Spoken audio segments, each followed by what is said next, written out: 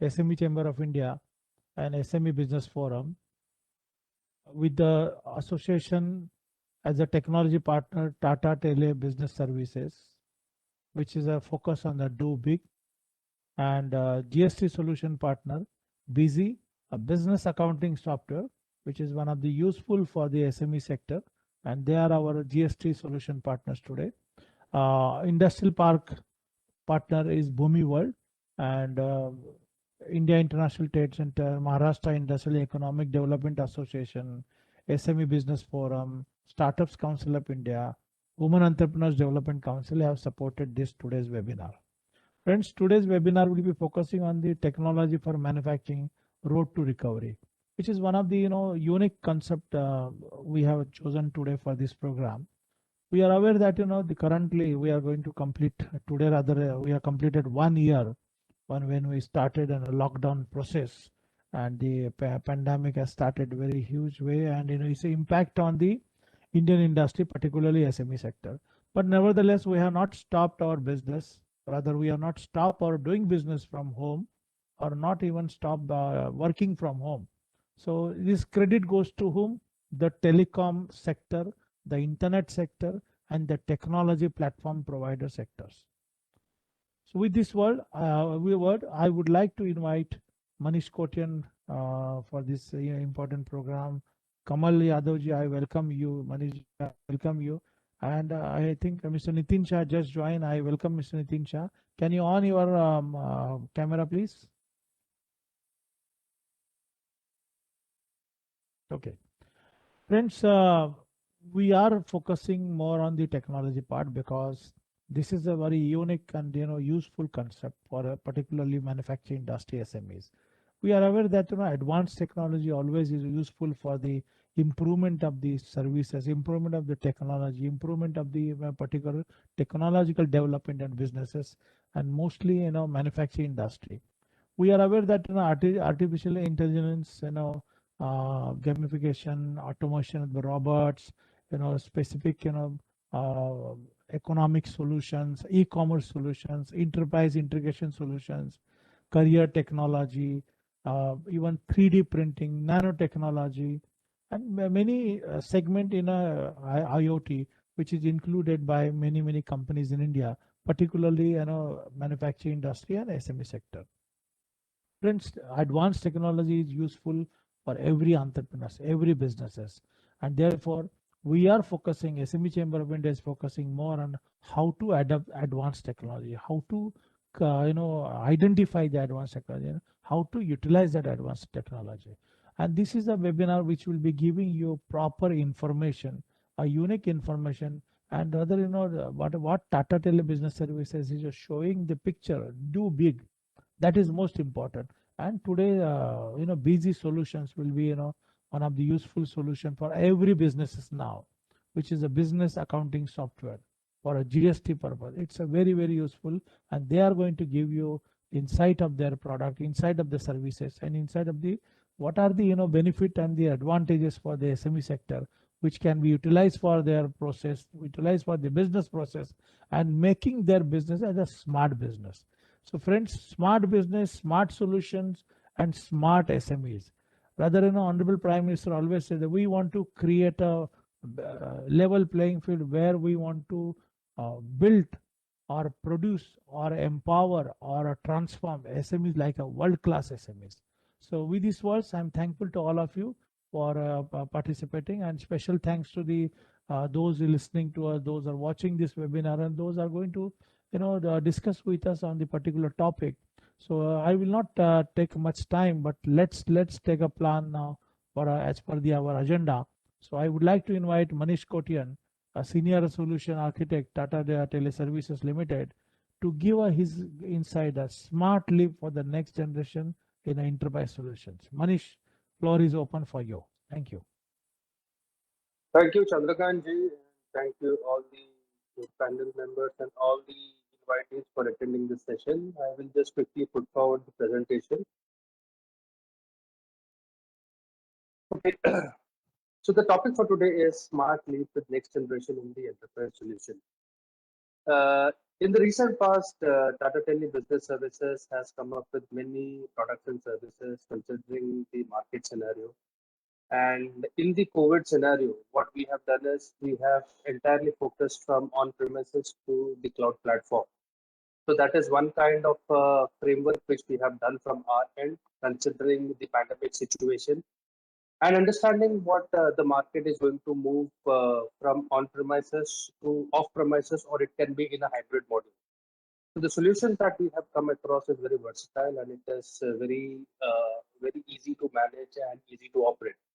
And with those solutions, okay, we are able to reach the market. As Tata Tele Business Services primarily focus on the SME and the MSME segment. The only thing that is constant is change, okay, and disruption. So this is a classic. COVID-19 has given us a classic example of the constant change and what the disruption has created in the market. No doubt, it has created disruption, but it has created new avenues also. What's happening to the SMEs? The key technology trends enabling agility for SME include, okay, business continuity plan, cloud solutions, and security. So these are the three important platforms which has opened up in this pandemic situation. And based on this platform, the solutions Tata Teleservices has come across to offer its customers. Redefining business continuity plan. So what are the essential steps when we talk about the business continuity plan? The first thing is that the lower business interruption cost, act according to the plan, whatever plan which you are going to make it. So if there is a disaster which occurs, you should see to it that the plan which has been designed, it works in principle when there is a disaster which happens. Resume operations immediately. Of course, when when there is a disaster or when the data center goes off, then your disaster recovery side should try off so that there is a business continuity which has been established and there is a higher uptime. Most important thing is that whenever we talk about the compliance level, we also have to ensure that the regulatory in place so that whatever kind of a solution which has been incorporated or the BCP plan which has been incorporated, it has to be in lines with the regulatory compliance. Uh, Last but not the least is that the security parameter. Security becomes very important parameter because today, as we are moving to the data center solutions, okay, the content, the important data resides in the cloud. So we have to ensure that the security compliances are in place, the security is in place, so that there is no infringement of data, there is no data loss. So these are some of the parameters which are very important. And last thing is that no, there has to be you have to create an integrated risk management system in place. Very important, so that the risk management can actually analyze, okay, if there is a situation which can create a pandemic situation, then how we're going to come out from this risk pattern. The business challenges during COVID-19 pandemic. First thing is that physical travel becomes very difficult for us. Okay, so you are not able to have an accessibility to your office infrastructure. When I say office infrastructure, it can be a data infrastructure, it can be a voice infrastructure. Um, and certain things are that when these things become immobile, then what are the solutions which are available to us? So those kind of solutions will be able to discuss as we move forward. Collaboration tools has been the boon in this pandemic situation. Since our mobility has been standstill, the collaboration tools like the web conferencing and the webcasting solutions have actually geared up, and they have been able to help us in this situation where people are not able to move. So people are able to meet their clients, business meeting, team meetings, everything is possible on the virtual platform. Today we are communicating, we are having this session on a virtual platform. Had the pandemic situation not been there, that we would be having this discussion, in one of the places where we are able to communicate with each other in person. But that is not the case. But that doesn't mean that the communication has stopped. Okay, we still are able to communicate and we are still able to pass on the message to you. One of the important challenges that some organizations are not able to keep a tracking of their employees. So even that has been worked out with the biometric solution, which can actually help during this pandemic situation, taking into consideration that the stipulated time of 9 hours or 12 hours, it has been compliant.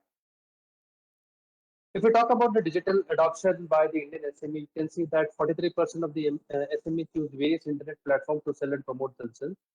75% of the SMBs in India believe that the digital adoption is the key to success. And 73% of the Indian SMBs are confident of bouncing back post-COVID situation. And that is what we have seen. COVID has not stopped the business. No doubt there had been a slack in the beginning of the pandemic situation, but the SMBs have really bounced back, as a result of which they are able to do the substantial amount of business. If we talk about the focus shift of SAP, okay, then you can see that it stands near to the long-term focus top-line drivers rather than the short-term focus. As you can see in the sinusoidal wave format, the adoption is more towards the digital framework rather than the legacy module, which was erstwhile running across. So do bit with the smart solution. So what do you mean by a smart solution? What do we anticipate from smart solution? When we say smart solution, a solution which is very easy to operate, which is very versatile, which is cost effective, which works in a very structured manner, which gives me security and easy to manage, it becomes a smart solution. So before talking about the smart solution, let me put it across. What does Tata Tele Business Services comprise of, or what is the strength of Tata Tele Business Services? We have a strong field of 1,000 enterprise team with our customers around 40,000 pan India. We have partner managers and a channel team with whom we work. The partner managers work with tele partners. They are the interface for our customers. If we talk about our presence is in 60 plus cities with building connected 60,000 plus. When I say 60,000 plus connected building, that means that those are the locations we are ready to give you services. The services can be data, it can be voice, it can be collaboration kind of services. 160,000 field people are there on the field to help us constantly to get the location connected, to give the services, to rectify the faults. The field people play a vital role for us. In spite of this pandemic situation, we had a team on the field who were able to connect the locations, make the customer locations live in this situation also. 1,25,000 is the optical fiber deployment, and the number is going to go up because we are the mode on which we operate is to go on a fiber mode of connectivity. A snapshot on what products and services we offer. As you can see that prima facie our product line talks about the connectivity. When I say connectivity, it is ILN, MPLS, VPN, lease line, N2MC, smart office, MPLS, smart internet. So these talks about the connectivity. Connectivity plays a vital role in our solution because if there is no connectivity, there is no data traffic movement, so there is no digitization. That is what we can understand. Security portfolio is one of the another portfolio which we look out for, and we have come up with various solutions for the security platform in this pandemic situation, considering that majority of the traffic has been exposed to the internet cloud. Collaboration tool, as I mentioned, since movement was restricted, so we worked upon collaboration tools. We have our own web conferencing and webcasting solution. Considering the volume of people, the product can be worked around. In terms of cloud and SaaS, we also have tie-up with our sister company, which is TCS. So we are working on product lines where there is a synergy between both the organizations. In terms of marketing solution, yes, we have some cloud-based solution which talks about call registry, digital survey, hosted IVR. But these are the services which the customer can subscribe by just having an internet connectivity in his premises. Okay, and there is no need for the customer dependency because all the infrastructure actually is placed on the cloud. The customer just has to subscribe for services. In terms of the IoT space, yes, we have something for asset management, freight management, school bus tracking, and workforce tracking. One of the key important product which we have designed in this pandemic situation was SmartFlow. SmartFlow is basically a voice solution where it connects both the parties without having a physical infrastructure at the premises. So the mobile phone becomes the endpoint device. Both parties are able to communicate with each other without their number being exposed. That is the mobile number being exposed. It is actually the dialer which is placed on the cloud which does all the communication part. So what is Smart VPN? Smart VPN is a connectivity solution for connecting two location or more than two location. So what we are offering here is a private multi-point connectivity, which is MPLS VPN. Uh, the bandwidth is something which can scale from 2 Mbps to 1 STM depending upon the customer location. The kind of last mile which we connect with this solution is fiber, copper, and UBR. But in case if there is a situation where the last mile connectivity is actually a challenge, then in that case, what we do is we can make use of our LTE-based solution where we make use of the SIM card and get the site connected, and that is on a private network. We are carrier agnostic, so this gets integrated with our private network. In those locations where both this mode of connectivity is not there, then we make use of internet-based VPN. We create an IPsec tunnel and get that location connected.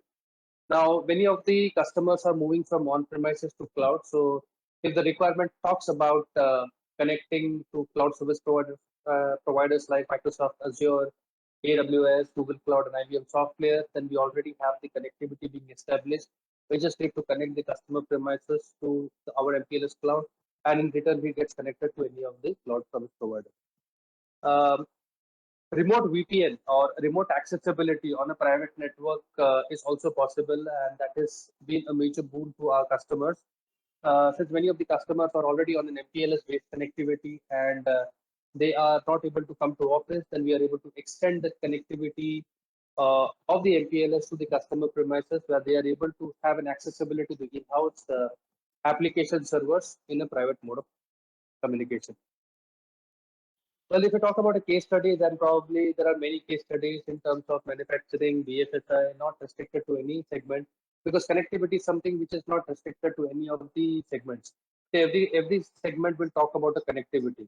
And Bharat Cooperative is one of the banks probably which I can narrate that they're looking out for a connectivity based solution. So we were able to offer a hybrid mode of solution to the bank, fiber, copper, and UBR. But in spite there were certain branches where there was absolutely no connectivity. So we were able to offer our LTE-based solution where the bandwidth requirement was very less, from 2 Mbps to 4 Mbps, as many of the banks application require less bandwidth. So as that could be for any of the manufacturing-based set of customers, you have remote sites, okay, where it could be a plant location and connectivity could be an absolutely be a challenge. Then we can extend our LTE-based solution. Many of the application can work on a 4 or a 6 Mbps kind of a bandwidth, and with our solution we can definitely give that kind of a bandwidth. And with this solution, actually we can give an auto failover kind of a mechanism also, or an aggregated bandwidth kind of a solution, depending upon use case to use case basis. But what we can say that our solutions are so robust that be it any location, we ensure that we are able to connect those locations in any of the last mile offering which we have. The smart internet has been one of the big requirement for our customers in this pandemic situation, where they've been telling that we need an additional connectivity for our remote users, but it should ensure that there should not be an integration to our network. We want something which should be very much separate, okay, and that should not disturb our internal infrastructure.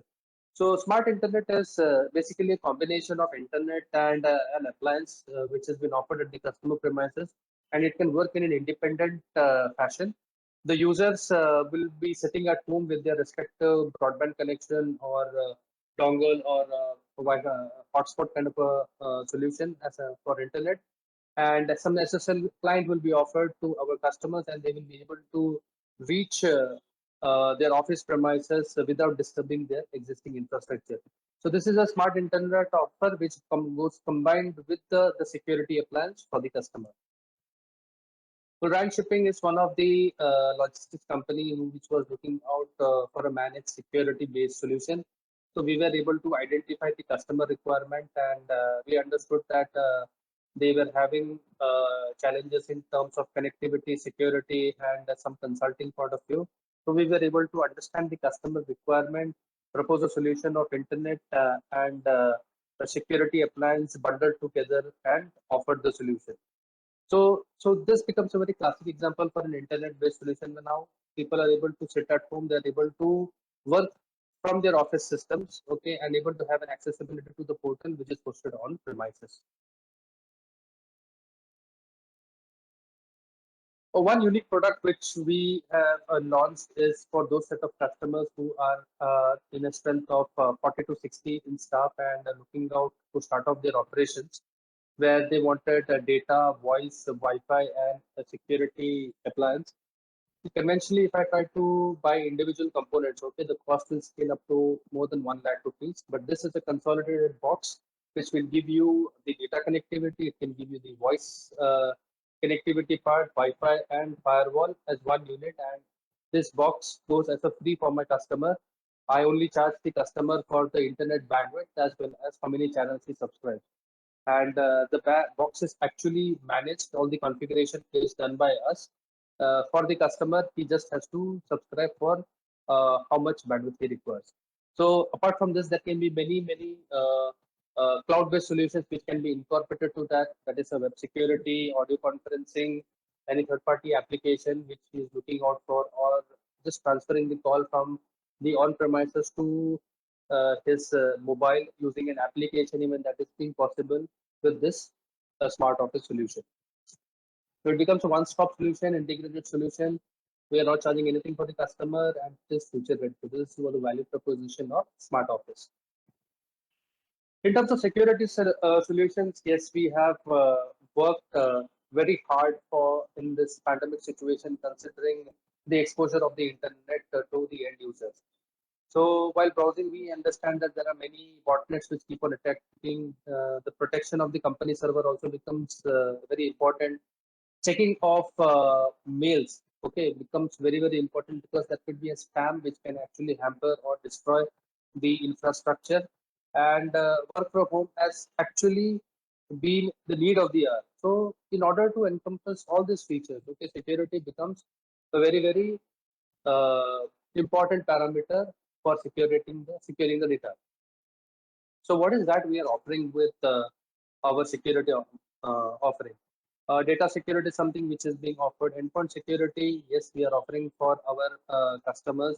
So these are basically endpoint subscriptions or softwares which are installed on the machine of the organization. So one license will cover 3 devices, which is laptop, mobile, and the tablet. That can be an identity management which can be created so that the identity of the right person is being created. Um, so these are the services which we have already incorporated. Apart from that, there are some email solutions which are offered from our end. The best part is that we have actually tied up with Cisco for this. So be it a multi-factor authentication, or be it an email security, or be it a web security, which is through the domain name which we secured the office infrastructure. So these three solutions we have actually worked with Cisco Umbrella on a unified platform. In terms of endpoint security, we have tie-up with Thread Micro. So if any organization is looking out for endpoint security, yes, we have a solution. And these are actually the leaders in the specific security portfolio in the Gartner quadrant. So as you can see that these are the OEMs, but actually what we have done is we have stitched the solution and we are offering this to our customer. So today, if any customer talks about internet, we say don't buy internet alone. We have bundled offerings for you, and this goes as a one-stop solution to the customer. Had it been independent solution being offered, then the customer has to run helter-skelter, pillar to post, seeking where the problem is. But here, what Tata Tele Business Services is doing is that it is stitching the thread to multiple OEMs and bringing it as a single suit to my customer so that he can subscribe for whatever services he is looking out for. So the case study is that a retail company was actually looking out for all the security features which we spoke about. The requirement was for a zero trust approach to ensure the BPO user sitting at home and working, okay, it has to be safeguarded. So what we did is that we offered the endpoint security solution and a multi-factor authentication so that there's a dual authentication which offers. so that we are actually confident it is the right user who is actually subscribing the services. The classic example for a multi-factor authentication could be any banking transaction which you do. Okay, the first thing is you log in with your credentials, that is user ID and password. That becomes the first phase. Then the second phase is the OTP which you receive in your email or probably as an SMS. So that is a two-factor authentication. The same thing we have replicated for the customer. The smart flow is, as I mentioned, that this is the one product which we have launched in this pandemic situation, wherein many requests came to us that we are not able to go to office, we are not able to make use of your office infrastructure, primarily for the voice communication. Is there any way that we sitting at home will be able to make and receive calls in such a manner that the number that should be displayed should be a landline number rather than the actual mobile number? So a study was done based on that, and we came up with a cloud-based solution which is called a Smart Flow. Well, the best part is that you be anytime, anywhere you can communicate. That's the first thing. The second thing is that it reduces the operational and the capital cost. Being on the cloud, okay, there is no infrastructure which is required at the premises. So whatever is the cost is going to be just the operational cost. The security and reliability which we are going to offer, okay, is the telecom grade. The reason is because we have to comply all the compliances which talks about the security and the regulatory part. Over and above, what we have done is we have created a geo redundancy by putting servers in two different seismic zones. So in case there is a natural calamity, if it strikes, okay, and if the main side goes off, then you have a backup which is being placed so that it will take care of the redundancy part. With this redundancy, actually, what we talk about is we talk about the higher uptime, which goes more beyond the 99.5% uptime. It is very much scalable. The advantage on going on the cloud is that you can scale as you go. So had it been on premises, then there is a typical cycle which we need to follow. We need to communicate with the sales team. They will do a feasibility. They will check how much are the channels which are available, possible, not possible. For going on the cloud, it is so flexible that today, if you're looking out for 20 channels, tomorrow if you want to go for a 40 channel, it is very dynamic in nature. So that brings actually the push wherein the customer can scale as he wants to grow. Of course, the it brings a better experience when we introduce this product, so the customers are able to have a better understanding and are able to reciprocate in a very faster manner. And this whole solution actually is so flexible in nature that we the dashboard which is provided to the customer, it actually gives you the entire pictorial view as to how many calls have been received, how many calls have been missed, the analytics of the report which gives you for analysis, um, the report structure, the recording. The recording is something which is there on the cloud and it is there for almost 9 months. Okay, so and if you want some kind of an automation like an API integration, even that is possible with the solution. So it is very robust, very flexible, and if you have a problem where you are not able to make use of the voice infrastructure and you want to go on the cloud, then this becomes the right fit solution for customer. Again, a BPO-based customer working from home wanted to have a solution where the users are able to sit at home and they are able to make the best use of that. SmartFlow was the solution which was offered to the contact center.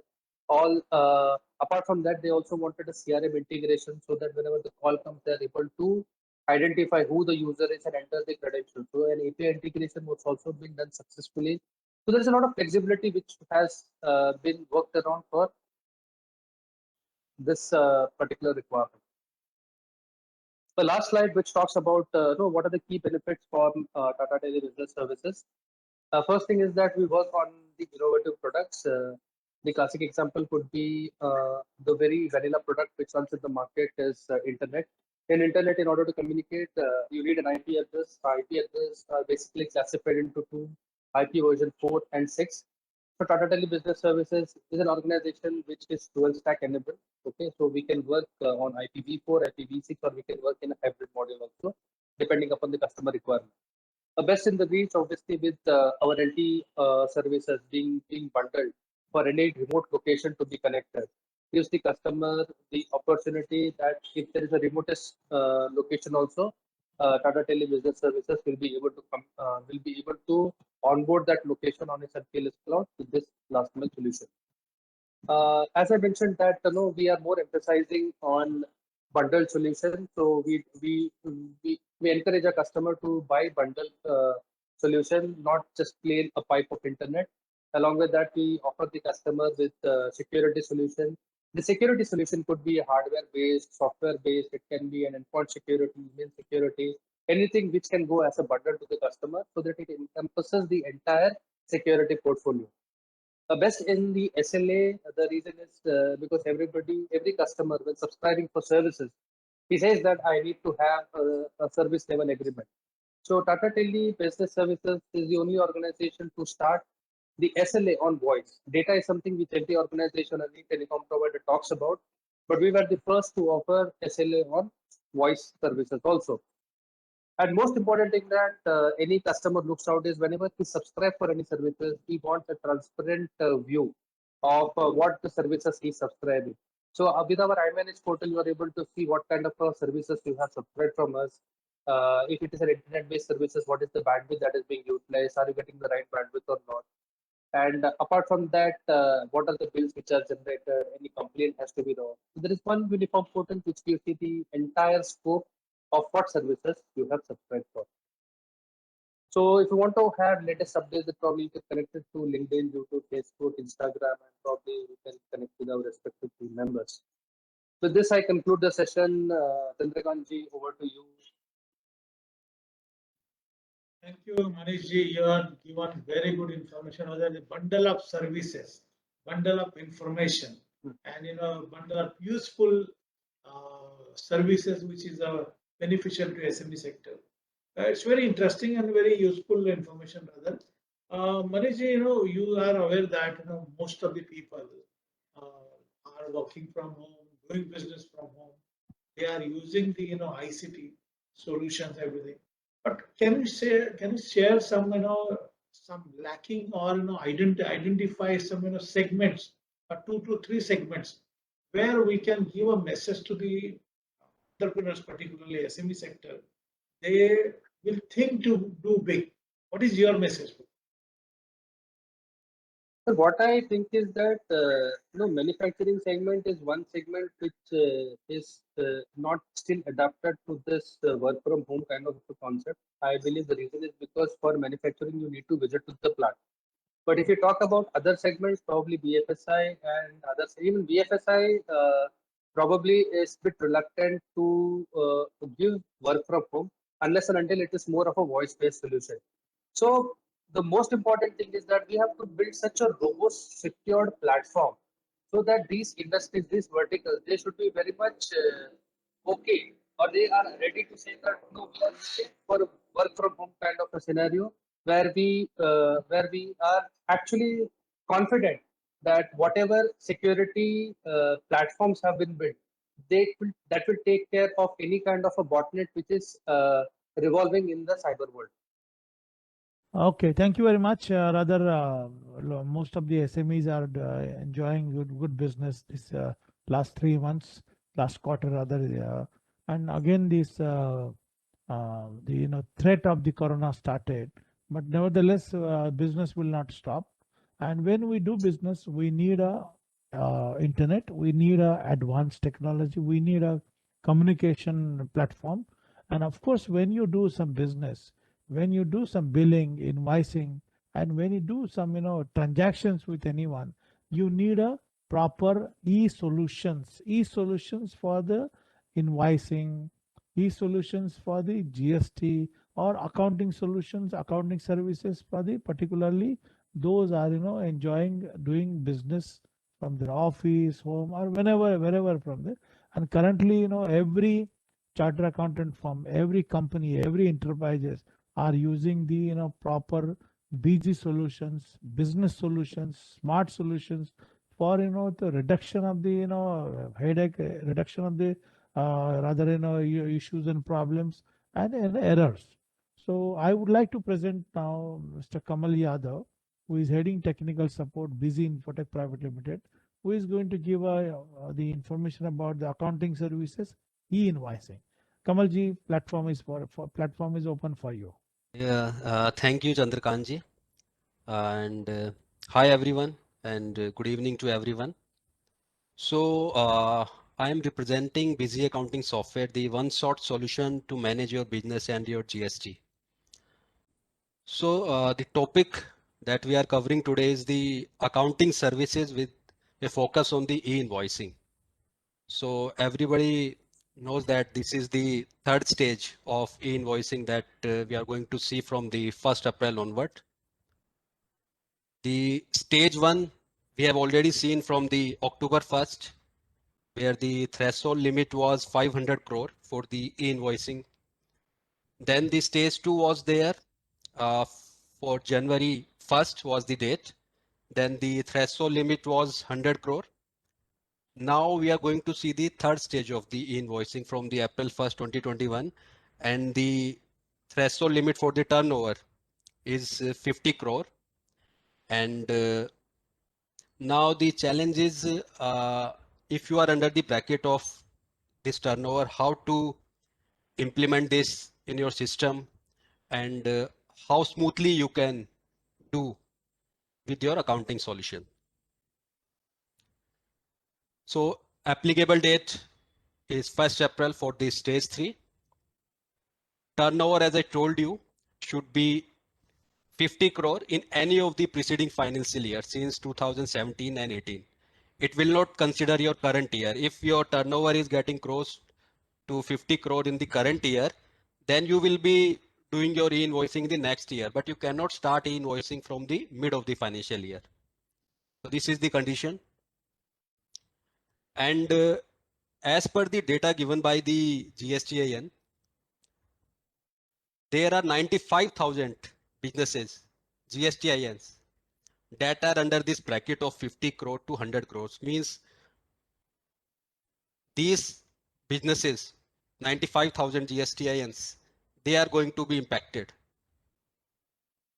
with this e-invoicing stage 3 applicable from the April 1st. Now, whether you are eligible for e-invoicing or not, you can go to the e-invoice portal and you can check there whether your GSTIN is mentioned there or not. You can check there. Also, if your name is not there, your GSTIN is not there, but you know that your turnover has already crossed this limit of 50 crore in any of the preceding financial year, then you can fill the form for the enablement and you can get yourself enabled for this invoicing. So that when you are doing the e-invoicing, you have to understood that e-invoicing is not that you have to do your invoicing in the form of electronic form, like you have to generate PDF, or you will not be using your accounting software. You will be doing your billing and accounting on the government portal. It's nothing like that. It's just that you will be doing your normal accounting. You have to generate a number, a unique number for your transaction from the e-invoice government portal. So there are some specified supplies on which e-invoice is applicable. It should be B2B, export, SEZ, or it can be deemed export. And on specific document it is applicable. Not all your transaction, not all your document, it should be invoice or your supplementary invoicing like credit note or the debit note. So this is the overview of the stage 3 of the e-invoicing. Now we are going to see the technical aspect of the e-invoicing mechanism.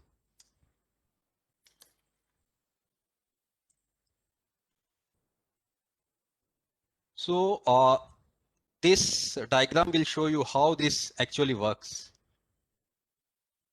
You will be using your any ERP system that you are currently using or accounting software.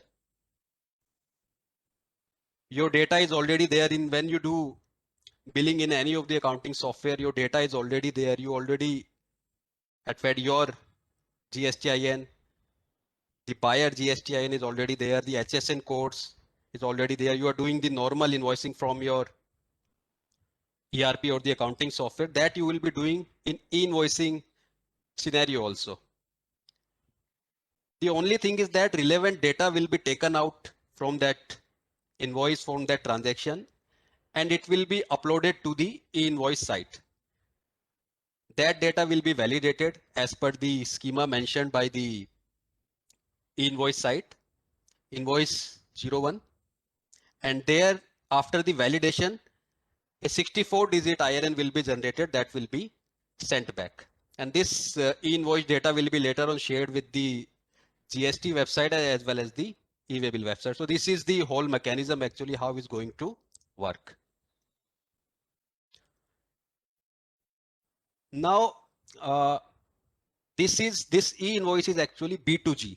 We know B2B, business to business, B2C, business to your consumers, those who are unregistered. But this is B2G communication. There is a two-way communication between your business, your data of the business and the government. Why this is the two-way communication? Because you will be sending your data to the e-invoice portal and you will be getting back also some data from the e-invoice portal. So what you will get back from the IRP? IRP is the invoice registration portal. Means at this site you are going to send all your invoice and register that invoice and generate the IRN. First of all, you will get a IRN, 64-digit IRN from the government portal. That will be unique. Secondly, there will be an acknowledgement date and the acknowledgement number that the invoice registration portal or the e-invoice website will be giving back to you. It will also give you a digital signed e-invoice PDF. Then there will be QR code also will be provided back by the invoice site. Now this question is, you will be getting this much of data from the invoice site. You are also going to issue an invoice to your buyer. What you need to give to that buyer? In this situation, the guidelines are quite clear. Of course, there will be digital signed e-invoice PDF provided by the IRP portal, but that is optional. You can take printout of that and give to your buyer, or you cannot give it. There is no issue. It's just optional. Secondly, there will be 64-digit IRN. So is it mandatory to print that IRN on the invoice that you are going to generate? Also, it is optional. What is mandatory is there should be QR code generated from the e-invoice site that should have all the data as specified by the schema that you are going to print in the invoice and give to your buyer. Other things are optional, nice to have. If you want to give digital signed e-invoice PDF, you can give. If you want to give IRN also in the printout, you can give. But according to the guidelines, you only need the QR code for the e-invoice printing. Now, how to get the IRN? How to do communication with the government portal? Number one is that they have provided a Gap Excel tool. It's you can say it's a small software built in Excel. So you can download that. You can give the information line by line, HSN code, GSTN, everything, quantity, price, and this Gap tool will generate the JSON file, and that file you will upload to the e-invoice portal, and you can generate the IRN. Multiple invoices can be uploaded like that. Second option is you will be using any accounting software or ERP. Using that, you can generate the JSON file, and that JSON file can be uploaded to the e-invoice portal. Now the number 3 and the most important is the automatic form. In the automatic form, obviously you will be using any accounting software. everything is automated in this case. You will be doing your invoicing. Then there will be automatic connection between your software and the government e-invoice portal. All the data will be taken there. IRN will be generated. Acknowledgement date, acknowledgement number will be generated and automatically taken back into your software along with the digital signed e-invoice as well as your QR code for invoice printing. So this is the automatic mode. So these are the options available. You can generate using this. Now, when we are talking about the solution given by the Busy software, we have given all the solution. You can take your data to Excel and you can copy that in the gap tool. You can generate JSON also. And the most important thing is we have given the automatic form of e-invoice generation in the Busy software that we are going to see how that actually work, how easily you can generate your e-invoicing using the Busy accounting software.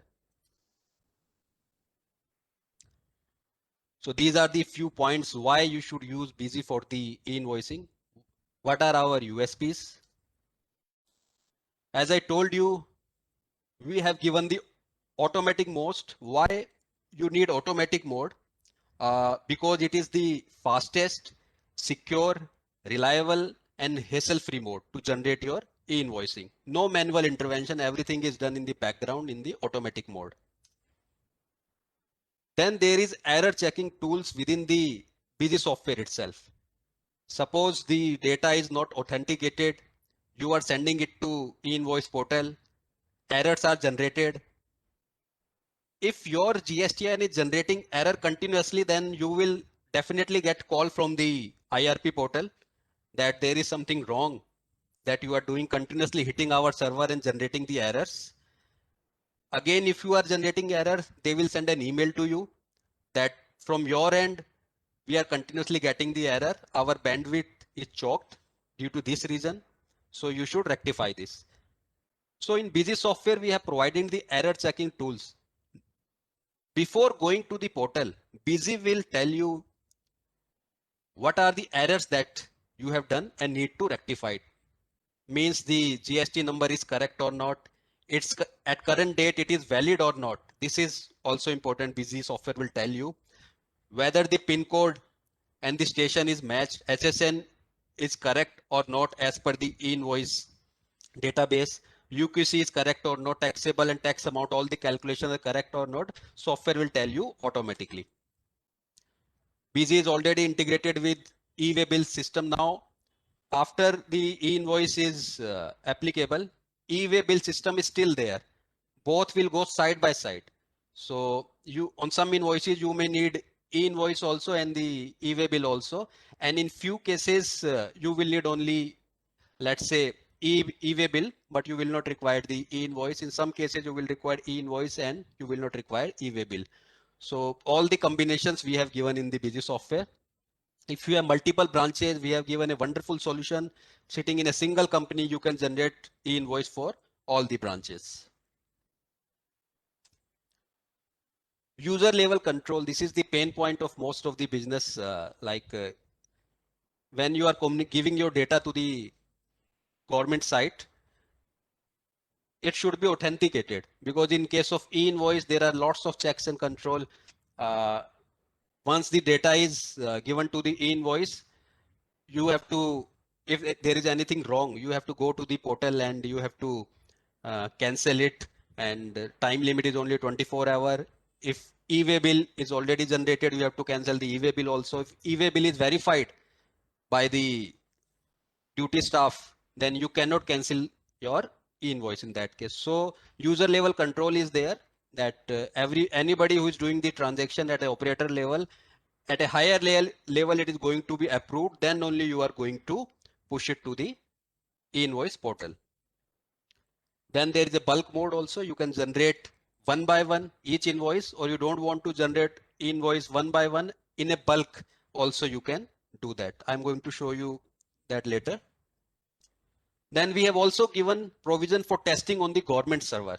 Like today, at today's date, you want to test whether the e-invoice will work for you correctly or not. What are the errors in your system? Then in Busy, we have given the mechanism that instead of sending your data to the main production server, you can send your data to the testing server so that you can test everything is correct, connection is proper, errors are removed. So we have given the provision for testing also. So these are the thing you can say why you should go for Busy for the e-invoicing. Now quickly I will show you the configuration of e-invoice and how easily you can generate e-invoice using the Busy accounting software. I'm going to show you the automatic mode here. So first of all, you will go to the IRP portal. This is the e-invoice portal. You will create your user ID and password there, and you will select your GSP.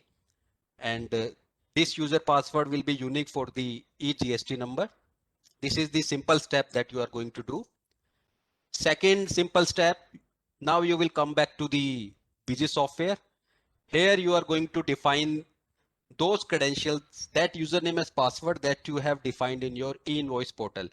See, this is not your main username and password of login username and password. This is not your login username and password. This is the password for the API communication. So that username and password you are going to define here.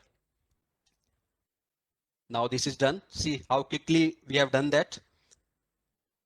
Now you will be doing invoicing to your customer. As I told you, for each and every case, you don't need e-invoice. Suppose you are going to do B2C invoice. You are going to do exempt invoice. In that case, e-invoice is not applicable. So auto intelligence is already there in the software. Busy will not allow you to generate the e-invoice of those bills where e-invoice is not applicable. It will be highlighted in the form of yes. You can see the red box only if the condition are met. So you will say, yes, I need the invoicing here. Then it will ask you which mode you are going to prefer, automatic JSL or the Excel mode, which mode you want. We are going to select the easiest mode, that is the automatic mode. After that, before going to the government portal, Busy will tell you there can be errors. Do you want to check those errors? Because if you directly push data from the software to the government portal, there the error will be generated and it will be difficult to find out why this error is coming. You have to check the each and every error code. Then you have to understand. But Busy will tell you in your language that GSTIN is invalid, HSN is missing, UQC is missing, unit quantity code. So in layman language, Busy will tell you these are the vouchers where there is an error. These are the masters. Masters means your accounts or stocks where there is a incomplete information. You need to correct that. After that, you will generate the e-invoice. This is the final window. Busy will show you that now I am going to send your data to the government e-invoice portal. So this is the final window. It will show you all the data that it is going to send. Now you will see e-invoice generated successfully. Without going to the e-invoice portal, you are sitting in the Busy software. You have done your normal invoicing.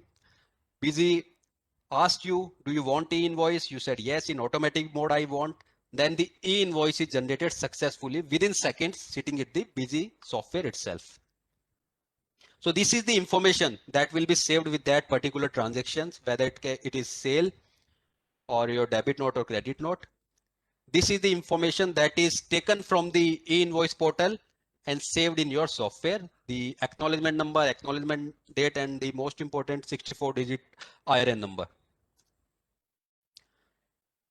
Again, if you want to print PDF of e-invoice given by the IRP portal, again, there is no need of login to the portal with your username and password and take the printout from there. BG will automatically ask you whether you want to print your e-invoice PDF. You will say yes, then this PDF will be downloaded from the government website and it will be saved from the within the BG software, and it will be shown you as a pop-up message. Then the QR code is also there for the invoice printing. That is also automatic printed. This QR code, if you scan in the government app provided in the e-invoice portal, all the data will be shown here. Bulk generation tool is also there. As I told you earlier, you don't want to generate e-invoice for each transaction at the time of saving. You want to get it checked by somebody else that everything is correct, accounting is perfect, and at a later stage you can upload data in a bulk to the government side and generate the IRNs automatically for multiple invoices also. So these are some common mistakes that are highlighted. There can be duplicate. You try to generate the IRN for the same invoice number again, cannot be done. GSTIN is not active. GSTIN is wrong, is not applicable. The PIN code is wrong, it doesn't belong to the Delhi state. Suppose for the, I am billing to the Maharashtra state, I am giving the PIN code of starting from the 1, that is not applicable. So these are the error. HSN is invalid, calculation mistake. So these errors, if there is any error in your data, before connecting to the government e-invoice portal, BG will tell you these are the errors, these are the mistakes, please rectify these mistakes. Then you connect your data to the government server and establish the connection and generate the IRN. So apart from the e-invoice, why BG for the GST? What are the unique feature that we have for the GST? Very small slides I have for this. Using the BG, you can validate your, these are actually connected to the e-invoice. Validate your GSTIN and HSN and SSC whether everything is correct, because if any mistake is there, then you cannot generate your e-invoice. You can check the return filing status, whether the return has been filed quarterly or monthly by your buyers and supplier, and what is the status of your return that your staff has done. You can change your GST rate anytime within the software. No need of any update or anything from our side. You have the flexibility to change it anytime. Then there is a automatic reconciliation of the 2A, 2B, 1 and 3B. Most importantly is the 2A and 3B, because your input credit is now totally dependent on the 2A and 2B. You can reconcile your data with the 2A and 2B and see where there is a variance. Then there is automatic calculation of tax and everything. So these are the few top reasons why you should select BG. E-invoice is there, automatic e-way bill is there, 2A, 2B reconciliation is there, QR code implementation is there. Now QR code, you can also print your dynamic QR code for the B2C transactions. Then IFF facility is there for the quarterly person who are doing the quarterly return filing. TCS is already there. Then automatic backup, mobile notification is also there. You can print in your local language if you want, then that is also available. Digital signature is available. Then we also have the mobile app facility. These are few of our prominent clients who are happily using the BG accounting software. And these are the details of our corporate office in Mumbai. Anytime you want to get in touch, you can contact us. You want to arrange for a demo, online demo or offline demo, we will arrange for you. Or if you are already using BG accounting software, you have any doubt, again, you can call us. If you are falling into the bracket of the e-invoice, now it is the high time, I should say. You should get the e-invoice implemented at your premises. You can call our corporate office and take the appointment. So this is all from my side, Chandrakantji. Thank you, Kamalji. There are 3-4 questions arrived from our members. First of all, they are asking that how many SMEs are enjoying your facility? Okay. See, we have presence across India, and outside India also we have present in 20 countries. So around we have a user base of around 4 lakh. 4 Those lakh 4 customers, lakh, yes, those who are using the BG all software. types of industries. We are into the all type of industries. The customers are from the retail industry, from the trading industry, from the distribution, from the manufacturing also, and service sector also. Okay. We are not focusing on any particular sector. We have presence in across all the sectors. Okay. And you have office in this data center in India? Yeah, we have office in Delhi and Mumbai and Kolkata. And across India, we have channel partners. We have Okay. around 500 channel partners. Those are associate with us, and they work along with us and provide service. They are like our service center, you can say, our channel partners. So those are across India. Okay. Now another question is why SMEs or particularly enterprises have started talking about against the e-invoice. What is the major impact of the e-invoicing on the SME sector? Yeah. See, the thing is, there are 2 points in that actually. One is that you have to now share your data with the government, but you are already sharing in the GSTR GST 1. format, yes. You are already sharing, but now it is runtime sharing. Means you are doing invoice and immediately you are uploading to the government site. Okay. Now the challenge is in case of GST, when the e-invoice was not applicable, you were able to change your data. There can be some mistakes. You have to cancel the voucher. So many things are there. But in this case, when you are sharing your data on the runtime to the government, then there is a small hesitation in the mind of businesses. The second thing is e-way bill is already applicable.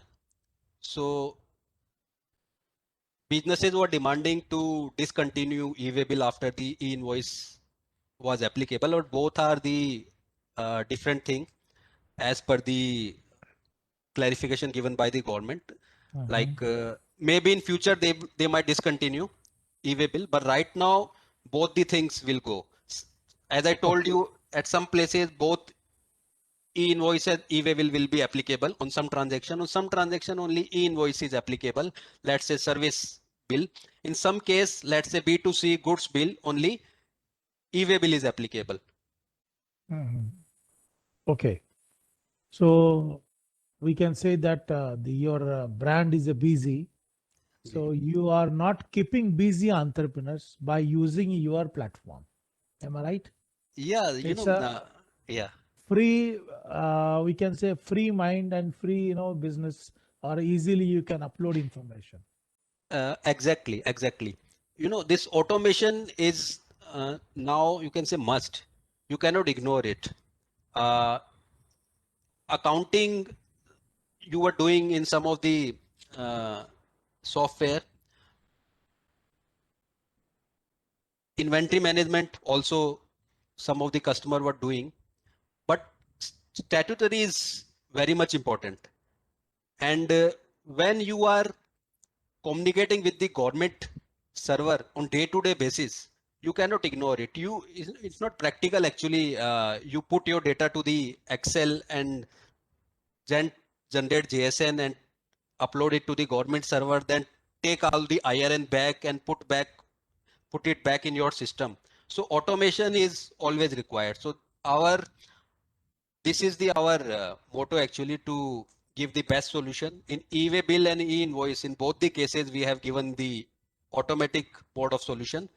That is the hassle free actually. You just press the button, everything is done in the background itself. Yes. So it's a very interesting rather as a ERP, and I'm sure that SME and the industry will definitely use this system for not keeping you busy just writing Exactly. different documents. We can say the accounting books which we are traditionally utilizing earlier. So Yeah, thank you yeah. very much, Kamalji, and let's be in touch. Pleasure. If you have any questions, if I arrived any question, I will get back to you. But coming to the point about technology, when we talk about technology, I always remember Mr. Nitin Shah, because Allied Digital Services Limited is one of the leading enterprise, leading corporate, leading business in not Maharashtra, in all India level.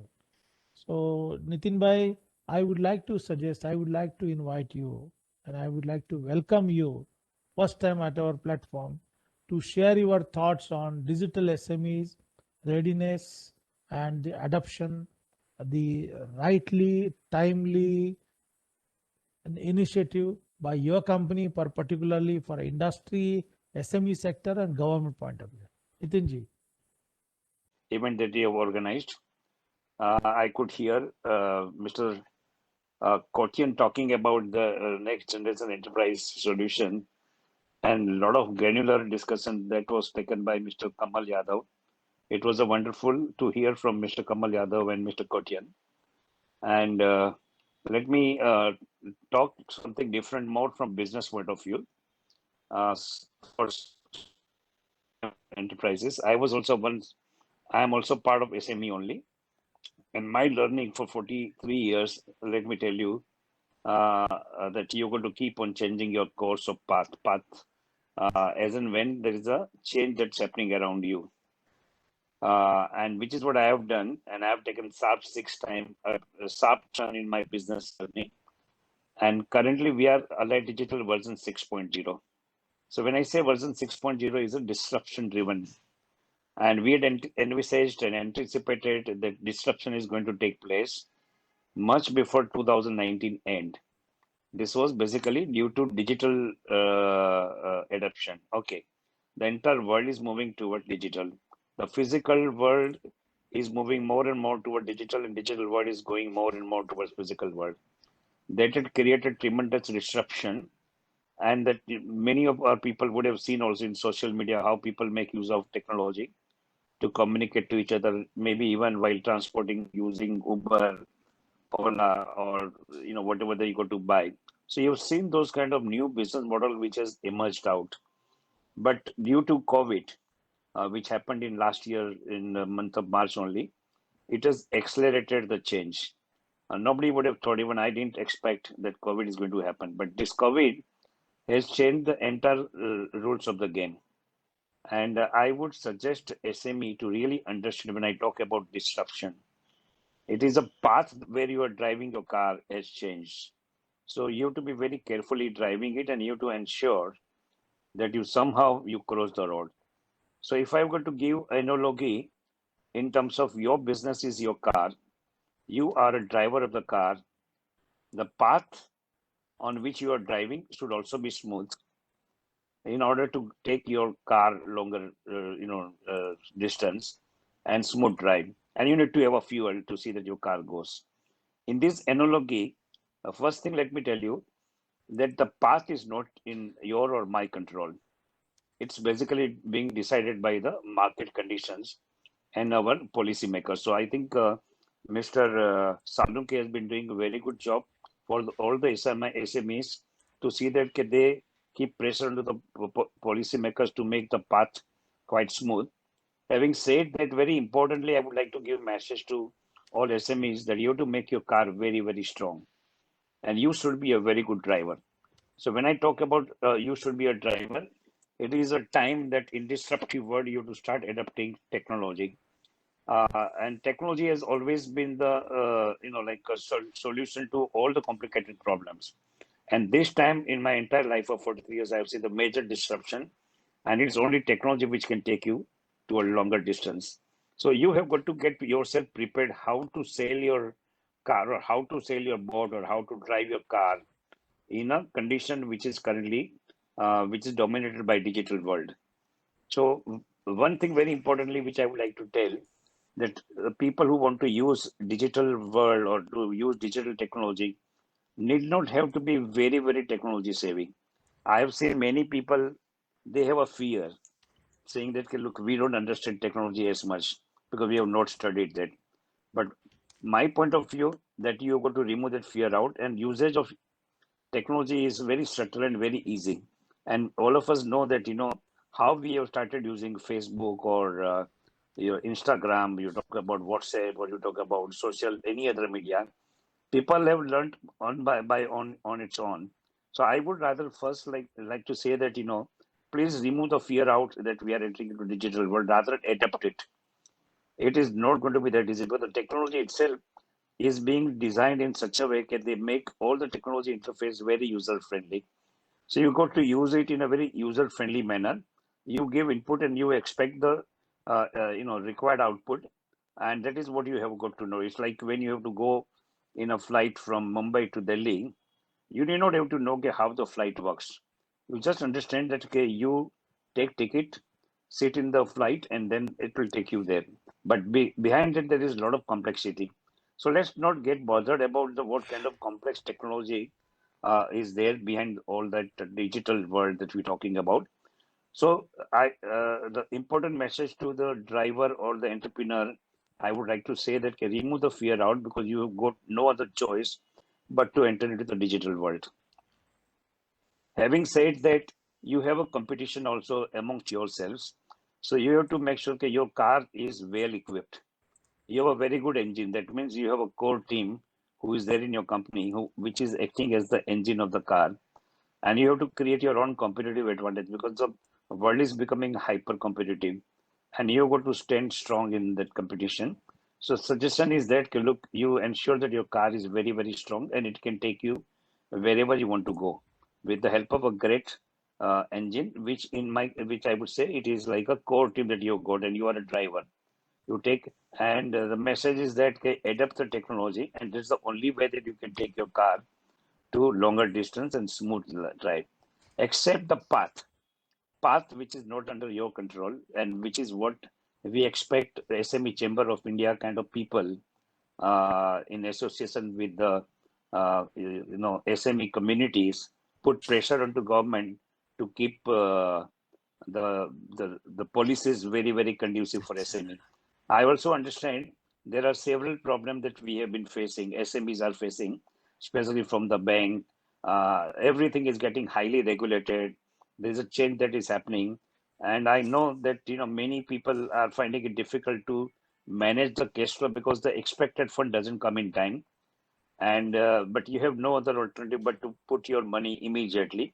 So there is a gap in terms of speed at which you get your money and the speed at which you have to spend money, and hence the bank is coming in the picture. But banks have become very, very conservative for some different reason altogether. So the path definitely is not that great, but I think let's be hopeful that government is realizing, because SME is a very important sector in the country and the largest contribution to our GDP. So government is seriously thinking about SMEs, how to create the path or the policies very conducive for them. But that is one part. But I would suggest again that you as a driver of your car or an entrepreneur of your company, you have no other option but to adapt technology. So everything is moving in cloud, and everybody says cloud. When you talk about computing power, is going to be like a utility. How in every house we get electricity, gas, water. The fourth utility which everybody will be getting or is going to get is all IP, which I would say computing power. You do not have to buy those equipment and do a lot of capex. You will reserve that money for expanding your business. But everything is available on your from the cloud. So I have strong feeling that there is going to be a huge mass adoption of the cloud migration. you must know what is cloud. Again, I'm repeatedly telling you, okay, don't get worried about this techno jargons and all that cloud. It's definitely not going to be that difficult to move to the cloud, because rather than buying expensive equipment on premises, the world is moving toward cloud. And with the help of now, because of the COVID, people have realized even the workspace is also coming at home. So the world is getting disrupted so much that you have got to understand how it's moving, and you must start adopting those technology very fast. So cloud is something which I would suggest, that based depending upon your business, whether are you cloud ready or not. You can always talk to people who are expert on that, and who could come and give you explanation in a very easy to understand manner. So the cloud adoption is very important. Secondly, since the data is going to come from far off places, it's now no more is going to be inside the premises where you have got your server or storage, or even you operate from home. Data is not going to be residing at home. It's going to come from the cloud or from the data center. So there is definitely a threat about security, but need not have to get worried. There are plenty of such measures people do take, but you have to keep abreast with what's happening, what are the best methodology in your business in given scenario, and you got to adapt to those new technology to see that your data integrity is proper, and it's very secured. So cloud security, and as you rightly said that a lot of automation is happening. Like this gentleman has given a fantastic presentation how you got to automate all your processes in accounting system. It's not only accounting, even in logistic or manufacturing. This industry 4.0 is coming up, which will reduce the dependency on too much of manpower. There will be a lot of processes which you could do automatically, known as a robotic process automation.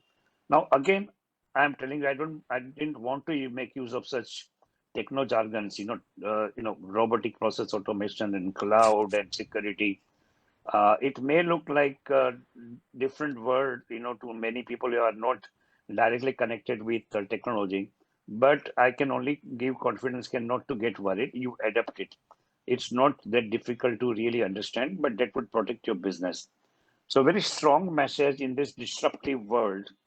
There is no choice actually. According to me, earlier people were moving to a cloud from on-premise to the cloud as a choice, because they didn't want to use their capex in terms of buying those equipment and keep on their premises. But to my knowledge, now in this disruptive world, there is no choice. It's compulsive. It's compulsive that people have got to move to the cloud. People have got to make use of all the latest technology directly or indirectly to compete in the game that they are playing. So people who adapt fast technology are the people who are going to be ahead in the curve, in the competition. And people who are little late doer, nevertheless, would always make sure that they have sufficient understanding about the technology, and they start talking to technology experts, understand it, and no rocket science, but you can put those technology in your business. And no time in my entire 43 years of career in IT, I have seen the time which is going on currently, where the technology has become supreme. The entire world is moving towards technology. It's a digital world. New rules of the games coming. It has got an advantage also, like what people have said. You don't have to buy a car to move from one place to another in a city. You can always make use of Ola or Uber. Similarly, I am talking about small enterprise. Your ability to sell your product or distribute a product not in the geography where you are operating out from, with the help of internet, it's the entire world is there, for you to target your client. So the good part of that is that you can access a very large market if you adopt technology and you start doing business online using your portal, or you might have seen about different platforms which are available, marketplace which are available. You can put your product and can be seen by many people across the globe, and you can sell it on that. So always try to look upon the positive part of it, what's going to happen, and see that how fast you adapt that and how fast you grow your company. And if you do not, then there is definitely a problem. You will not be able to see those days, which you probably might have seen in past that you would have done fantastic. But if you do not adapt, I fear the growth is not going to be same. And I would rather say, if you do not adapt technology, many companies in the due course of time will be out of the game. And that means there is no choice whether to use technology or not. It is now compulsive. Now, I'm not giving a fear, because many people think, the fearful side would not take any new steps. But idea is that I would like to rather say that this usage of technology is not that difficult. Now, all of us are knowing that when you have to buy something, go to Amazon site or Flipkart, and how easy it is then to buy. You can do a total transaction in just 2 minutes time. Even booking of airways, you don't have to go to the traveling agent. You can do the booking of air ticket or railway ticket in just 2 or 3 minutes time. So usage is very important. Rather getting involved more deep into how technology works, leave that everything onto the experts they are making, and every experts know that the technology what they develop is ultimately is going to be used by normal people, and they make sure that this technology is created in such a way that all the people should be able to use it easily. So they then talk about user-friendly software, user-friendly application, user interface, user experience. So, but only thing that mentally you should be prepared to adapt to new change. So this is a very important message that I wanted to give it to you. And I hope that the message is going very clear to you. And you have any questions, please do ask me. Okay. Rather very interesting and very useful information, Mr. Dimshad. Yeah. We know that a lot of changes happening in blockchain. Even now, the pocket supercomputers also introduced by many companies, and in an Correct. advanced way. There is a huge improvement in the food system also. There is a Correct. huge development, additional development in blockchains. And this is a very interesting thing, because now we are getting higher education online. The quality of education is improved very well. These are the the things now we have to adapt, and we have to go ahead, because the corona has taught a lot of things to everyone. And because of the advanced technology, we have survived for last 1 year. So, Nitin Shahji, thank you very much for your insight. And rather, I would like to invite you to associate with us, particularly on a practical and active way, that we have set up this digital SME platform. A digital SME platform which is useful for the SME sector for all the way, like accounting software, telecommunication software, IT solutions, ICT solutions, the developing their branding, promotion, marketing, connectivity wise also, using the advanced technology for industrial output, industrial automation, and preparing them for to compete or to face the challenges during the fourth industrial revolution, because this is a now challenging time. Everybody is facing a challenging time. So therefore, we would like to empower SMEs for better performance. For that purpose, I know that Tata Tele Business Services is with us. I invite Kamal Yadavji with the BG Solutions to make free mindset the SME sector, because the BG Solutions will make you a very useful operation system, and error free. Rather, we can say that interface with the human being will be at the zero. The corruption will be zero. The issues will not be there. Even you will not face any problem. Instantly, you will upload all the invoice. Instantly, you will get some connectivity, and keeping your up-to-date accounts, up-to-date your services, up-to-date your system, and up-to-date your business management.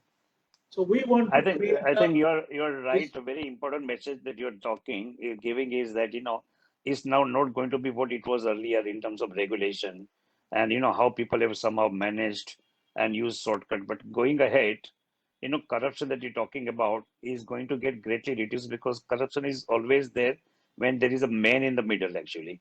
And you might see that people in the middle are getting eliminated and are Prime Minister is very conscious about it. If the funding is going to be given straight away, it is going directly to the account of the account holder. At the same time, now the income tax has also become faceless. So Yes. wherever there is a man in the middle, there is an issue. And I think it's being understood, and there are a lot of measures and technology again, artificial intelligence and machine learning, which is coming. So no one is going to escape. So I would suggest, okay, never ever think about what people have made money in past.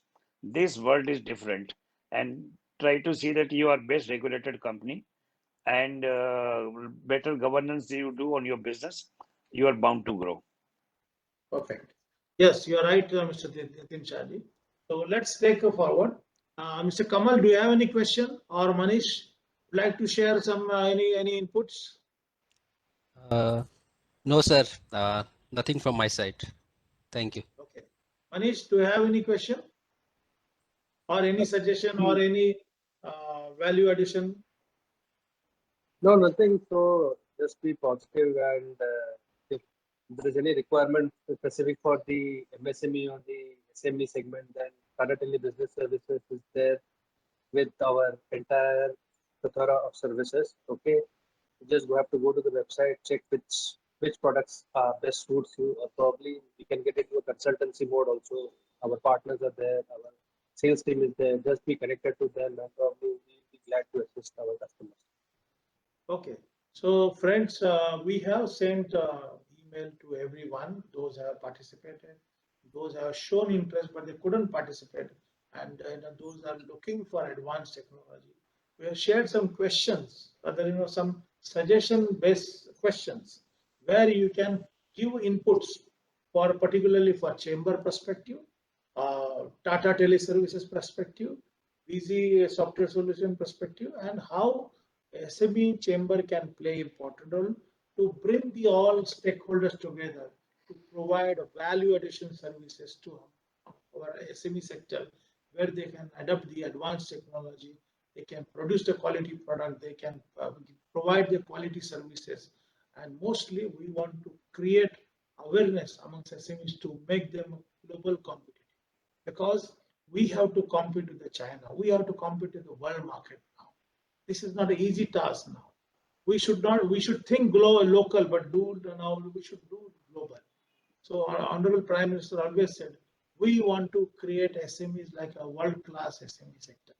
So with this word, I think I'm thankful to Nitin Shahji, Manish ji, and Kamal Yadavji to sharing your thoughts at a very important webinar. Nevertheless, this is not just to end of the webinar. This is a dialogue started. So let's connect again for a dialogue or continuity. And I'll request all the SME sector entrepreneurs, main workforce, think about advanced tech, think about unique advanced technology, and think about affordable technology where data and busy solutions can be useful for you. With this word, thank you very much, and look forward to see you, and be healthy, be safe, become wealthy. We are in the end of the financial year. I'm sure that last quarter will be definitely transform your business, achieve your target. And now coming year, definitely the very high growth year will be for India, particularly when the IMF and World Bank shown that India's growth will be a huge. It will climb like anything. So let's hope, because SME sector is going to play a very important role for the economic growth of India. Thank you very much. Thank you, Nitin ji. Thank you, Kamal, and thank you. Thank you. Thank you. Thank you. Thank you. Good night. Thank you. Good night.